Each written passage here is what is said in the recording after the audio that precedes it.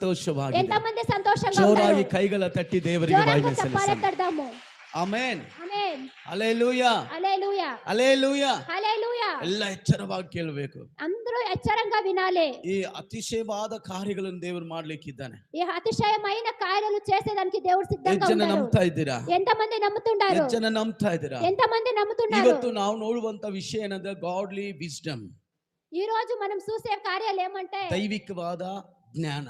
దైవికమైన జ్ఞానము. ಆ ದೈವಿಕವಾದ ಆ ಜ್ಞಾನದ ಬಗ್ಗೆ ನಾವು ನೋಡ್ಲಿಕ್ಕಿದ್ದೇವೆ. ఇప్పుడు దైవికమైన జ్ఞానం గురించి మనం చూద్దాం. ದೇವರ ಜ್ಞಾನ ಅತಿಶಯವಾದದ್ದು. ದೇವನ ಜ್ಞಾನము ಅತಿಶಯమైనది. ಅದು ಮನುಷ್ಯನ ಆಲೋಚನೆಗೆ ಮುಟ್ಟುವಂತದಲ್ಲ. అది మనుషుల ఆలోచనకి ముట్టేది కాదు. ಅದು ನಿಮಗೂ ನನಗೂ ಗೊತ್ತಿರೋದಲ್ಲ.